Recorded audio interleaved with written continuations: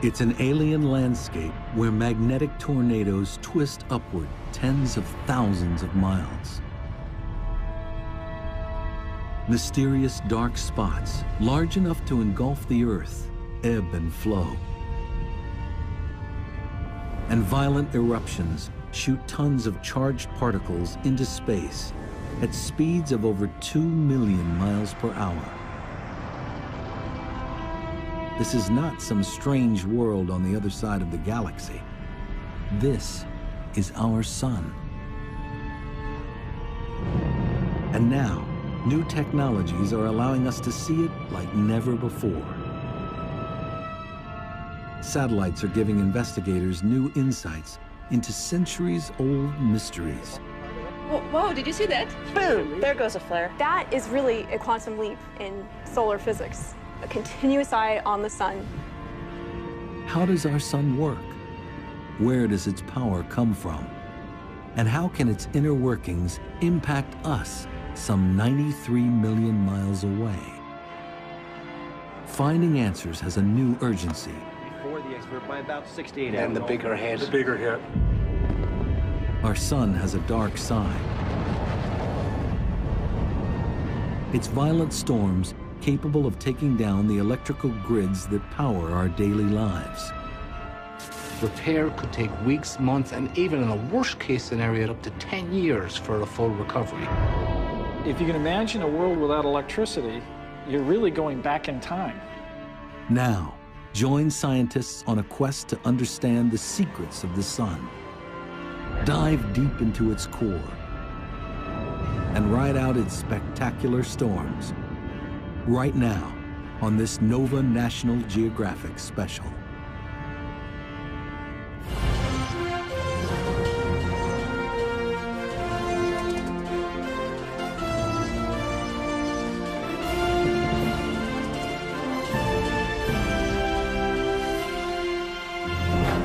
Major funding for NOVA is provided by the following.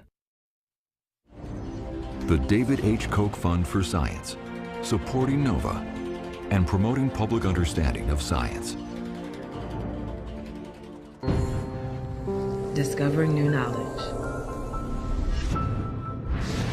HHMI. And by the Corporation for Public Broadcasting.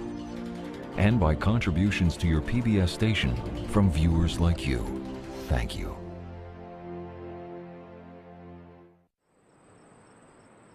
Dawn, February 15th, 2011, Boulder, Colorado.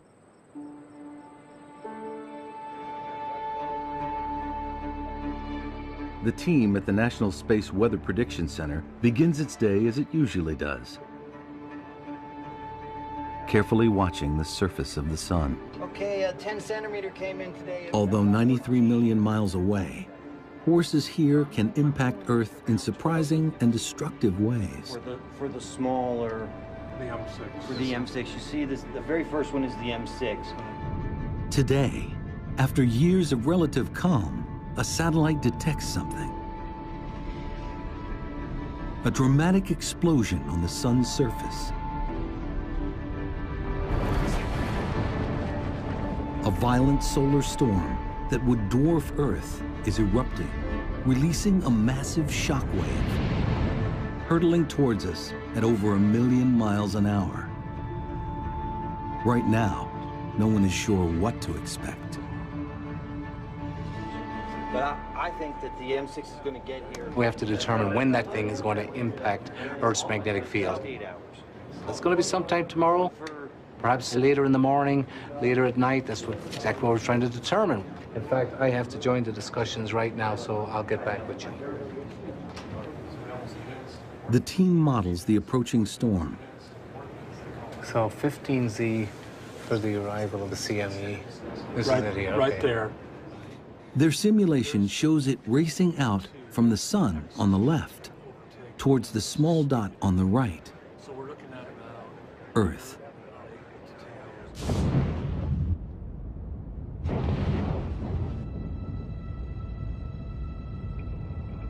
The solar storm carries a 1-2 punch. First is a solar flare, releasing an outburst of X-rays that can reach Earth within minutes. The second, more ominous threat arrives a few days later, a phenomenon called a coronal mass ejection, or CME. It's a wave of billions of tons of electrically charged particles, seen here in this repeating image as it ripples away from the eye of the storm. Together, they could hit like a cosmic tsunami.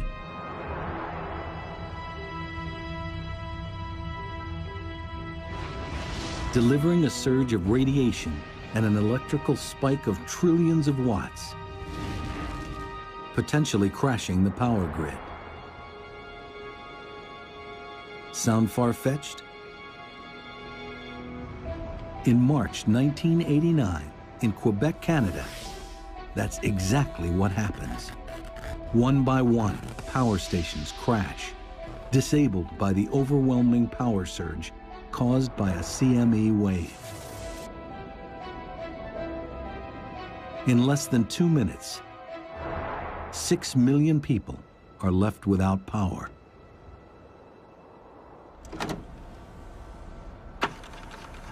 Recently, NASA's Jim Green finds evidence that an even bigger solar storm hit Earth in 1859. And what we found was the granddaddy of geomagnetic storms, and that was just 150 years ago. If we had a geomagnetic storm of that intensity today, the National Academy suggested that the impact on critical infrastructure could be catastrophic. And the big concern is the electric power grid. The massive electrical surge from a CME wave could overload power lines and melt transformers, blacking out entire cities. Repair could take weeks, months, and even in a worst-case scenario, the National Academy suggested up to 10 years for a full recovery. If that occurred, if you can imagine a world without electricity, you're really going back in time. It's not just the power grid that's at risk. More and more, we rely on technology that could be affected by the sun. Global positioning satellites, long-distance communications, airplane tracking, astronauts in space. Roger, how does it look? So there's an urgency in understanding what it is that the sun is doing, what's it going to do next, and how can we prepare for that and respond to it. Worried or not worried? Well, I would be just a little bit worried, given concern right now. We'll be watching and monitoring it very closely here in the coming days.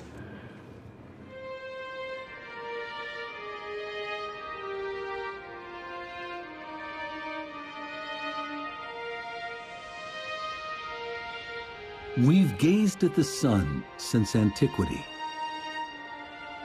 We've worshipped it and built entire cultures around its power.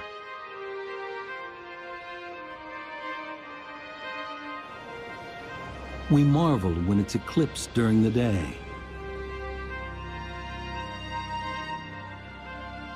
And when its power lights up the night sky with dancing curtains of light, the aurora.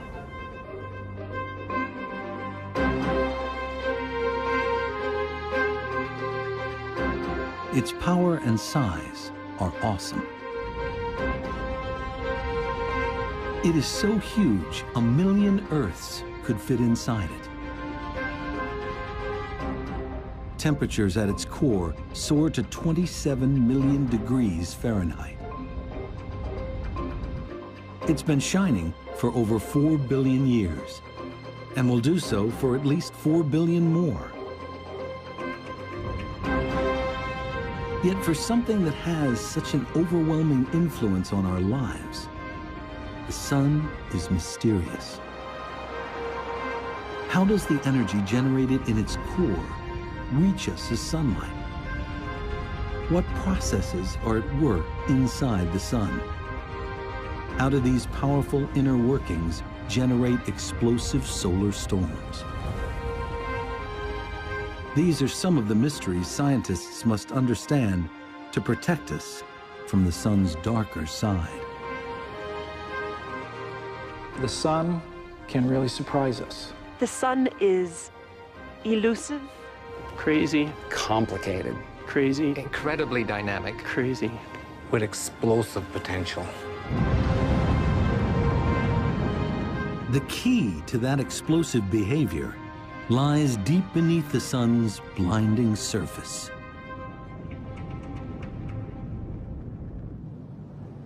Until recently, seeing inside the sun was impossible. Understanding its internal processes, a pipe dream. But an accidental discovery changes everything. Until the 1960s, much of solar physics relied on things that were like solar dermatology. It was things that were right at the surface or just skin deep. But as physicists study the sun in more detail, they make a surprising discovery. The surface seems to be vibrating, like ripples on a pond. Initially, they think the vibrations are the result of defective instruments. They couldn't get rid of them. They built better instruments, the ripples were still there. They looked at it for 10 years, and they did conferences, they all talked about it, and they harumphed. But what it turned out to be was just sound waves. It is an astonishing revelation. No one expects that the sun can generate sound waves. It leads scientists to see the sun in a completely new way. Our sun vibrates like a giant pipe organ. But instead of air producing the notes, churning gases deep inside send sound waves rippling through its interior. Because a sound wave changes as it moves through different material, we can look at the different frequencies and determine what's happening inside the sun. Geologists are familiar with this. By studying sound waves passing through the Earth's crust, they can see the layers below our feet. A technique called seismology. Similarly, sound waves moving through the sun's interior reveal how it's made up. I can use this organ to illustrate how sound waves work inside the sun. For example, if I hit this low note, it comes from one of these big pipes, big deep sound. And on the sun, that corresponds to a wave that goes very deep into the sun and brings back the information from deep down in the sun. If I turn to a high note, it comes from a much shorter pipe, and on the sun, that's telling us information about very close to the surface of the sun, not very deep at all into the sun.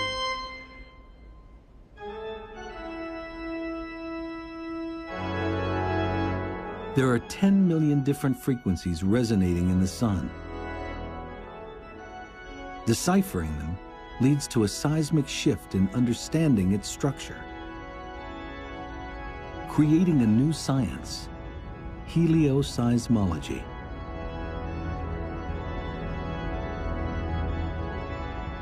Once the helioseismology came along, we could not only see what the surface was, but we could actually tell what the physical processes were underneath. So by looking inside, we can actually see what the sun is doing. It is a powerful tool to see beneath the sun's surface.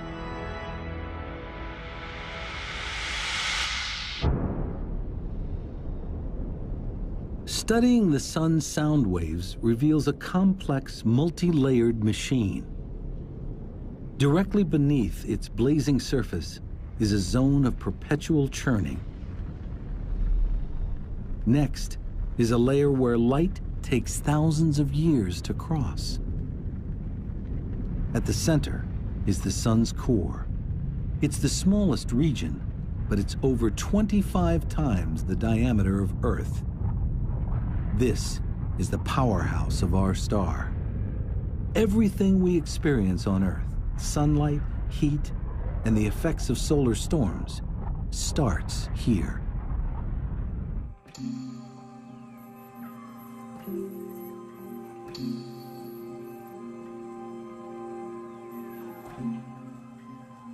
So what's it like here? What's the core made of? Well, the sun's a crazy place, right? It's far too hot to be a solid. We know that. Right? Heat it up, it's far too hot to be a liquid. And so you think, well, it's a gas, right? Well, not really. It is this gaseous soup of charged particles that we call plasma. You're more familiar with this soup than you might think. There are plenty of examples. Fluorescent light bulbs, flames, neon lights, perhaps fancy TVs that I can't afford, but these are all plasma. Plasma is sort of all around you. But plasma is radically hotter at the sun's core. The closest thing on Earth is lightning.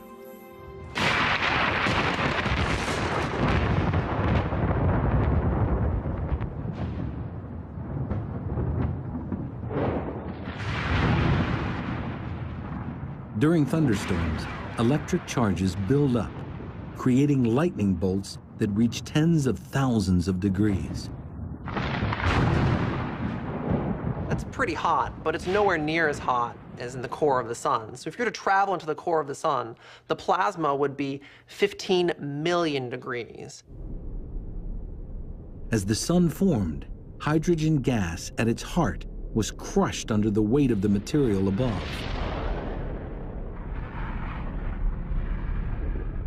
Eventually, temperature and pressure rose so high, the hydrogen atoms broke apart into electrons and protons, creating plasma. And it's under these extreme conditions that something really, really cool happens. Nuclear fusion.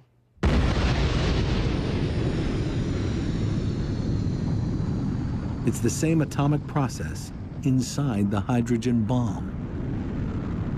Under tremendous pressure, protons in the plasma fuse together, releasing photons, minuscule packets of heat and light.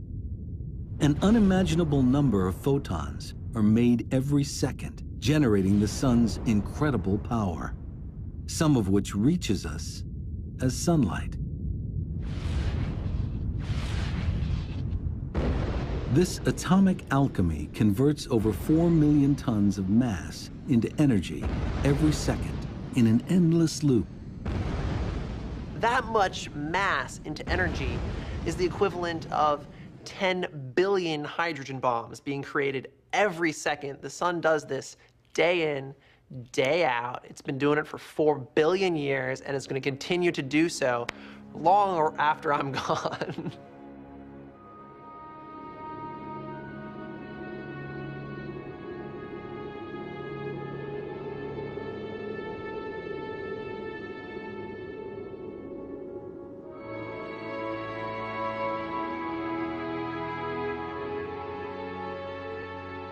The energy of billions of bombs is released in the core every second. This begs a simple question. So you could ask, well, why doesn't the sun blow itself apart? It's because there's this beautiful balancing act that occurs. In the core of the sun, you've got this pressure from all of this fusion pushing outwards. And the sun is huge, so you have all this gravitational pressure pushing downwards. And so you've got gravity pushing down, and the sun trying to blow itself apart from the inside, and it is this beautiful balancing act between the two that keeps the sun in one piece.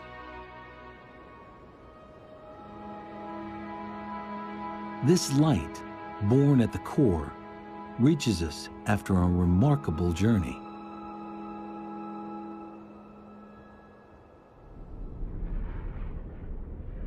Away from the core, pressure and temperatures drop, and nuclear fusion stops. Now, each photon begins a tedious journey through the sun's thickest layer of plasma, a region called the radiative zone. Although squeezed less than at the sun's center, the plasma is still very dense, and photons struggle to move through it. Each packet of energy is continuously absorbed, then spit out by the plasma particles. In that particular part, there's no energy being generated, but the energy is transmitted by the radiation. So that's why we call it the radiative zone, not too surprisingly. The photons slowly bounce through the plasma here, ricocheting in a zigzag path called the random walk. So imagine that you're in a crowded room and you're trying to make your way through and you greet other people. And each person you greet, you have to say hello to, and then you move off in another direction. So it takes you a long time to get from one place in the room to another because you're just kind of meandering your way around the room. So the same way the photons in the inside of the sun, they don't have a preferred direction. All they want to do is they want to be moving and they want to be greeting other particles.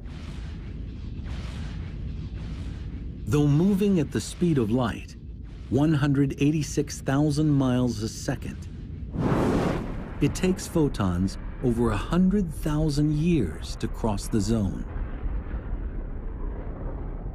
Eventually, the photons reach a boundary where pressures drop again.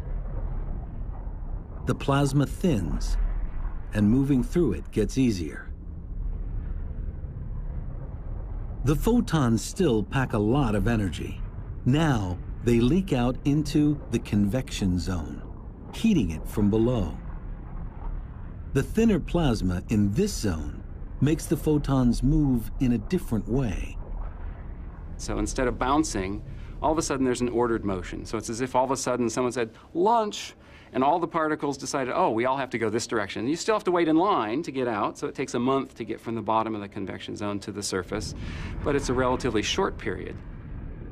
During this short period, heat from the photons sends plasma here into perpetual motion, a maelstrom of churning 125,000 miles thick. Think of it like a massive lava lamp.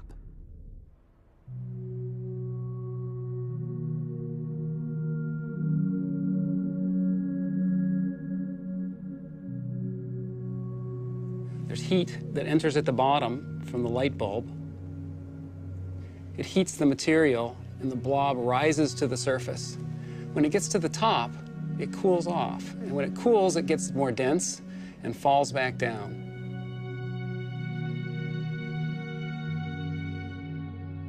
This is a good analogy for what's happening inside the sun. We have the core of the sun heating the material at the bottom of the convection zone. The material expands and it carries the energy upward until it gets to the surface.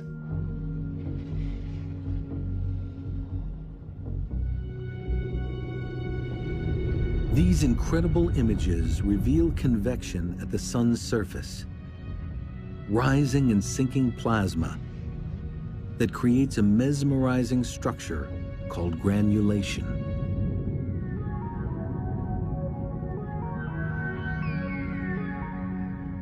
The granulation cells are about the size of the state of Texas.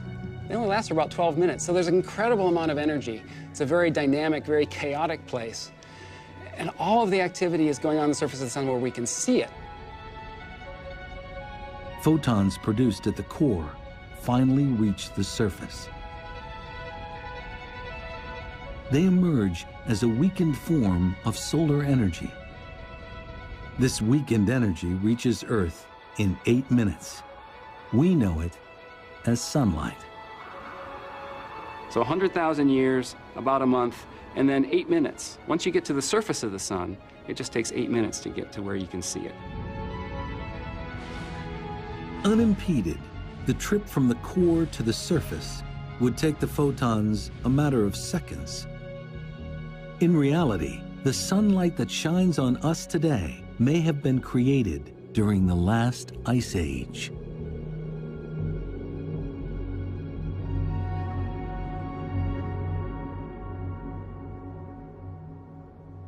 Energy reaching the sun's surface doesn't just result in sunlight. It can also trigger solar storms. Understanding the sun's destructive power requires 24-hour precision surveillance, something that, until recently, was impossible to achieve. 5, 4, go for main engine start. 3, 2, 1, 0. And ignition and liftoff of the Atlas V with the Solar Dynamics Observatory. February 2010. NASA launches its most sophisticated solar satellite yet.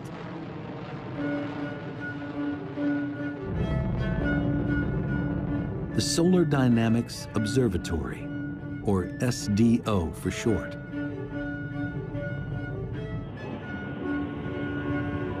Coming up on Mach 1.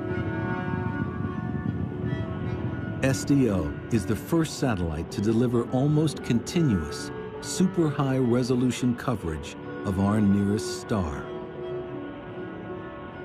giving researchers unprecedented access to the sun and its secrets. The first day was very exciting. We knew we were going to open our doors that actually let the sunlight into the instrument for the first time. We started looking at the first pictures, and it was almost in focus. And as soon as we focused it, it was just beautiful.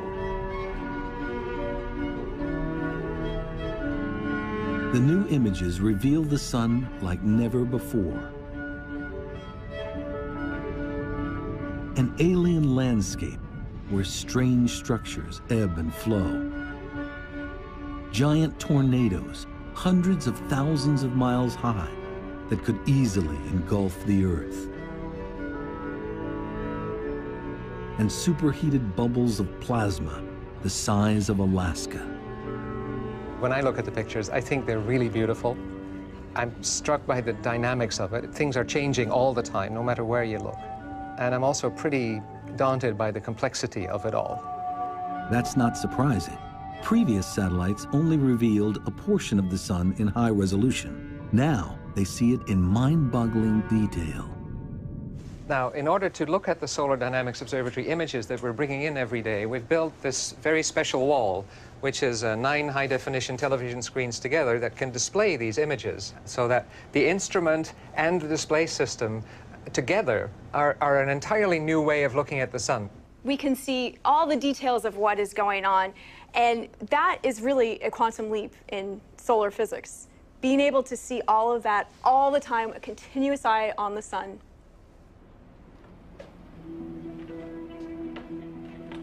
One of the most important aspects of SDO is its ability to see sunlight across a range of wavelengths, the equivalent of looking at things glowing at different temperatures. Our eyes are most sensitive to sunlight glowing at around 10,000 degrees Fahrenheit. At this temperature, the sun's surface looks almost featureless. But at hotter wavelengths, normally invisible, a far more dynamic picture emerges. The February 15, 2011 storm is a perfect example. In this repeating image, at around 90,000 degrees Fahrenheit, SDO captures just a ghostly trace of the CME wave. But at just over 1,000,000 degrees, the superhot plasma rippling away from the eye of the storm is much clearer. This allows researchers to see coronal mass ejection waves evolving across the entire sun. This is an absolutely amazing time for solar physics because of these beautiful high-resolution images that allow us to understand better the physics behind what's going on when solar storms erupt.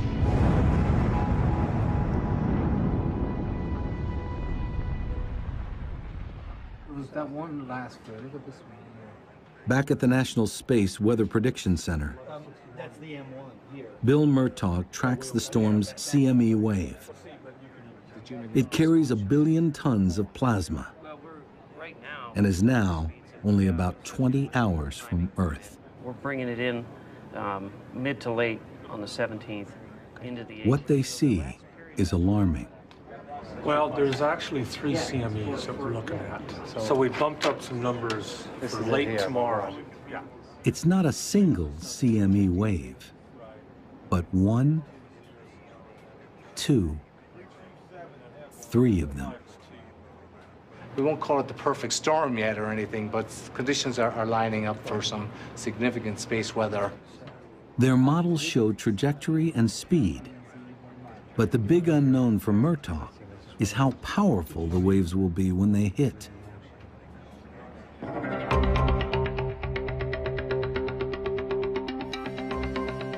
The answer lies in a force that governs the sun: magnetism.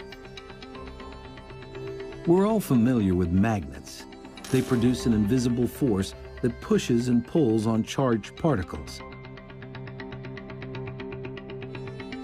In fact, Earth has a magnetic field that protects us against threats from the sun.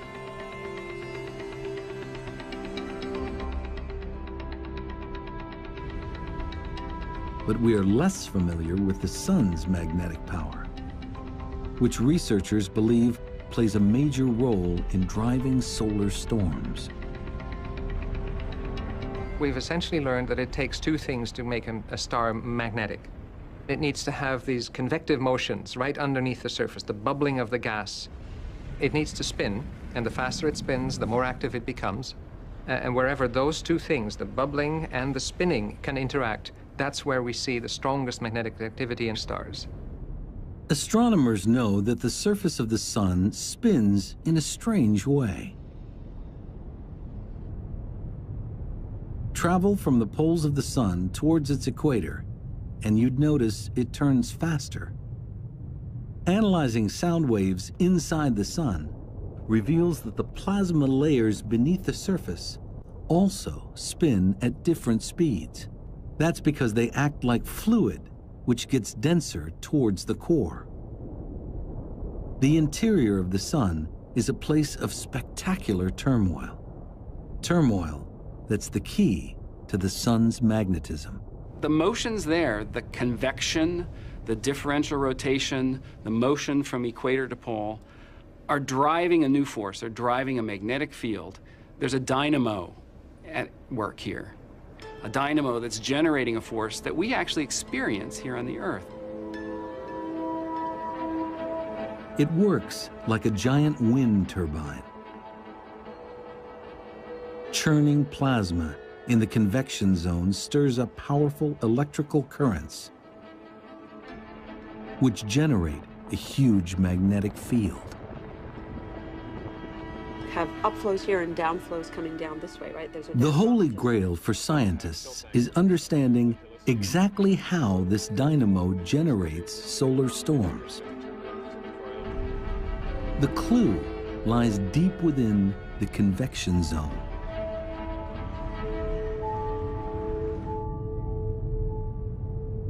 Magnetic field lines normally run from pole to pole. But with all the turmoil in the convection zone, that pattern can't last. Rotating layers stretch them horizontally. Convection twists and braids them. Under immense strain, they begin to kink upwards towards the surface. Imagine this spring is a magnetic field line. The magnetic field inside the sun is amplified, is strengthened by the rotating motions and the shearing motions and the churning motions inside the sun. It wants to expand upwards, and it does, until it pokes out through the surface of the sun.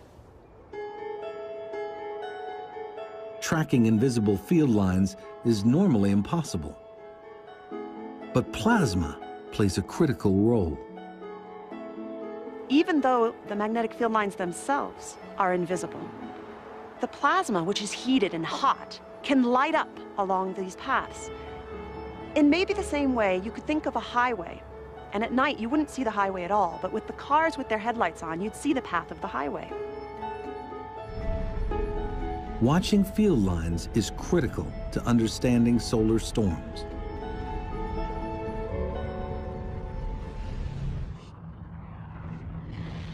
As field lines emerge, they form loops. One end has a positive pole and the other a negative pole. Churning plasma beneath the surface twists these loops, pumping them with energy. If twisted enough, positive and negative parts of the loops cross. When they do, they short circuit with a tremendous explosion. The energy released heats the plasma to millions of degrees, resulting in a spectacular solar flare.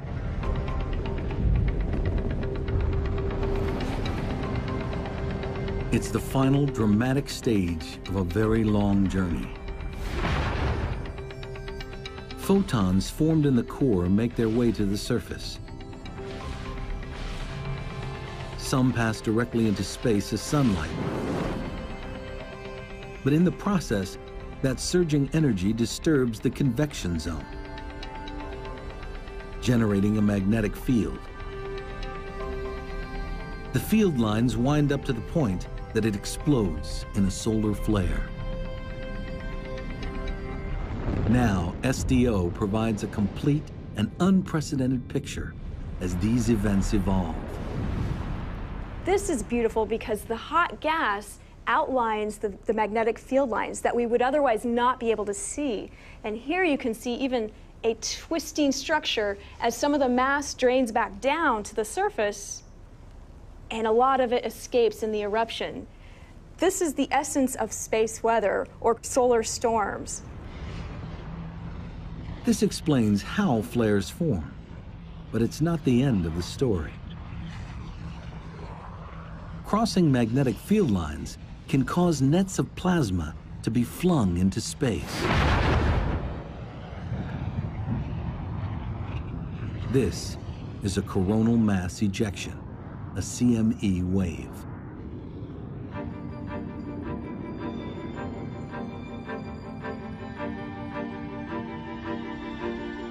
The portrait of how solar flares and CME waves form is coming into focus. But a key question remains.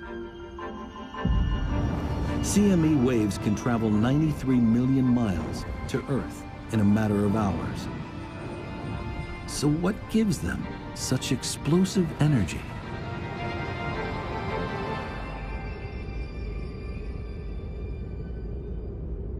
Part of the answer is hidden here in the sun's atmosphere, the corona.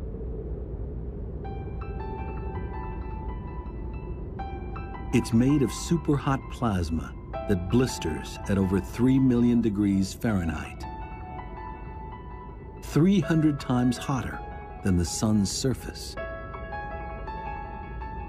Some scientists suspect that this heat powers massive gusts of energy that blast CME waves toward Earth at incredible speeds. But why the corona is so hot is an enduring mystery. Understanding it's essential if we want to get to the bottom of how the sun drives space weather and the impact of the sun on the Earth. The fact that the corona is so much hotter than the surface flies in the face of physics. The sun's corona is a very odd place. Take this fire, for example. As I put my hands close, sure, it's warm, but as I pull them away, it gets cold. That's not the case on the sun at all. As you go in close, it's definitely warm, but as I pull away, it actually is warmer still. Recently, Japanese investigators observe high-velocity jets of plasma shooting up from the near surface. McIntosh suspects these jets deliver heat to the corona, but he doesn't have a way to confirm it visually until he turns to SDO for help. Lo and behold, we actually managed to join the dots and see, yeah, these objects that we could see moving out of the lower atmosphere at high speeds, kind of like these licks of flame really were reaching a couple of million degrees. It was really a tumultuous moment. We kind of looked at each other and said, wow, what have we just done? They've shown that the plasma jets accelerating upwards from near the sun's surface generate tremendous heat. As a result, temperatures in the corona soar to 3.5 million degrees. If confirmed, it represents a huge leap forward in understanding CME behavior. The immense heat of the corona acts like a wind in a raging gale. It's constantly pushing on the plasma draped on the field lines, billowing them out like sails pulling on a mast. Like solar flares, when magnetic lines cross, there can be an immense explosion. In this case, the lines are cut and the sail whips off into space. Loaded with 1 billion tons of highly charged plasma, the CME wave can wreak havoc on electricity-dependent Earth. At the National Center for Atmospheric Research, this violent event is captured by satellites. Now, to see the CME, we need to create a little artificial eclipse. To do that, we block out the light from the disk of the sun, and that's this little circle here. But what that allows us to do is to see this extremely faint, high-speed thing shooting away from the sun. This one moves at about 1,000 kilometers per second. By enhancing the picture and slowing it down, it's possible to see the shockwave moving at over 2 million miles per hour. Though we have a better understanding of what causes solar storms and how they reach us, there is still a final pressing problem. Trying to predict when solar storms are going to occur on the sun really requires a lot of detective work. Basically, we're looking for clues in observations to tell us when potential storms might occur. The best clue comes from these. Sunspots. Dark patches which can linger on the sun's surface for weeks at a time. A sunspot is a massive region, several times the size of the Earth, which appears on the sun as a dark spot.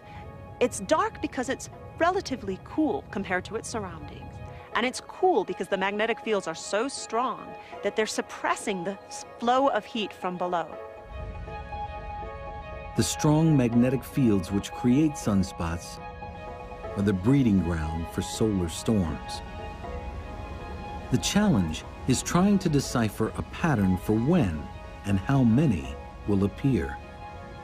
As we watch sunspots over a period of many years, we see something very interesting. The number of sunspots at any given time will wax and wane over a period of about 11 years. And since we now know that sunspots are associated with strong magnetic fields, this tells us that the sun's magnetic fields are likewise going through a cycle. The constant churning and twisting inside the sun creates a powerful dynamo, the biggest electrical generator in the solar system. The magnetic field lines it produces get so wound up that roughly every 11 years, the magnetic poles of the sun reverse. After that, calmer magnetic activity prevails and fewer sunspots form, a period called solar minimum. But because of the sun's turbulent nature, the field gradually winds up again. As it does, magnetic outbursts are far more common, a period called solar maximum. The solar cycle actually determines the personality of the sun. During solar maximum, it can get very angry and it can throw off solar storms that are sometimes directed at the Earth. And during solar minimum, it becomes much more subdued. There aren't as many sunspots, there aren't as many solar storms occurring. The activity cycle basically determines how the sun is going to act. Prior to the solar storm of February 15th, 2011, things were pretty quiet on the sun. But that outburst marks an ominous turning point. The sun's magnetic activity is winding up again as it heads towards solar max. Just a few days ago, Bill Murtaugh and the team at the Space Weather Prediction Center witnessed the turn. Arrival of the X2 and the M6, if it comes in with any geoeffectiveness, between 12 and 1800. So that's what we're seeing. It's now time to let the world know what it might expect. Nothing higher than In the next couple of minutes here, we're going to have to make a decision and make the prediction that this coronal mass ejection is going to arrive at whatever time tomorrow, and the geomagnetic storm will ensue, of course, once it arrives. With the event we had... Murtaugh knows that the severity of the storm depends mainly on two things: how strong the CME's magnetic field is, and at what angle it hits Earth's own magnetic field. CME waves approach Earth like a slowly rotating shield. One end is positively charged, the other negative. With magnetism, opposites attract, and like poles repel. If the wave's positive pole lines up with the Earth's positive pole, most of the power of the storm will be repulsed. But if opposite poles line up, the plasma the waves are carrying will hit with full force. Did you say it came in at 115? 114. Murtaugh makes his final assessment only hours before impact. It will be larger, more complicated, typically, than just your single coronal mass ejection. I think we nailed the forecast. Okay. I'd like to think so. According to the observations, the CME wave will be repelled. We don't expect it to be too strong. We'll see moderate storming levels, which is good enough to produce some aurora borealis down in the United States, down along the Canadian border, northern tier states, and it will cause some minor problems to the power grid and whatnot. Space weather for the next 24 hours is expected to be minor. Radio blackouts reaching the R1 level are expected. This time, we dodged a bullet. But disturbing evidence suggests the Earth will not always be so lucky. It's a cautionary tale. NASA's Jim Green discovered it while researching a book on the American Civil War at the Library of Congress. Green found news accounts from 1859, which caught his eye.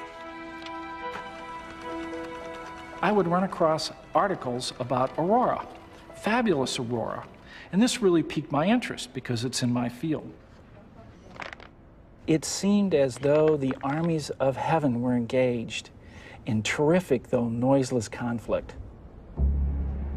This terrific aspect soon subsided into a more beautiful and brilliant appearance, a few of which I can only refer to. The reports tell of auroras so bright, miners in Colorado wake up and go to work thinking it is dawn. Other accounts tell of a more harmful impact on the lone electrical system of the day, the telegraph. One, for instance, because of the induced current on their system, overheated the battery and started a fire, nearly burnt down the telegraph office. Another operator was burnt so badly he ended up into the hospital. Green uncovers numerous reports of auroras seen not only across the United States, but around the world. The evidence is clear. Earth was struck by a superstorm in 1859, the result of two massive CME waves. Those two storms were not only enormous, but they happened one right after the other. No one alive has seen anything like it. On the day before the waves hit, a British astronomer observes a giant sunspot group light up with two massive flares. The second CME wave hit 18 hours later, allowing Green to calculate its speed, 5 million miles an hour, plowing into Earth at almost 4 times the speed of the February 15, 2011 CME waves. Using the various reports, Green is able to reconstruct the 1859 storm. The accounts suggest that the poles of the CME waves were aligned, and instead of being repulsed, the waves hit with full power. The charged particles funnel down into the atmosphere, electrifying it like a giant neon sign, producing dazzling aurora displays. The storm is so intense, Earth's magnetic field all but collapses. Millions of tons of plasma spill towards the equator, and a powerful electric surge pulses over the globe. For the largely pre-electrified world, the moment passes with minimal damage. That might not be the case today. It has the potential of knocking out power grids. And if it burns out transformers that are hard to replace, we may be without electricity in many areas for a very long period of time. There's only a few places that make these 125 kilovolt transformers. It takes several months to make them. And if you burn out half of them, we're going to be shooting squirrels and chopping wood out the backyard for a long period of time just to survive.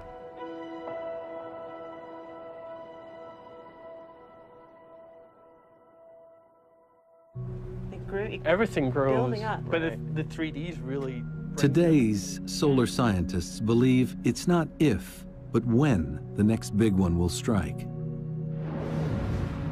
With the next solar maximum due in 2013, it begs an all-important question. Can we predict when the next solar storm will hit? No. Maybe. No. Maybe. No.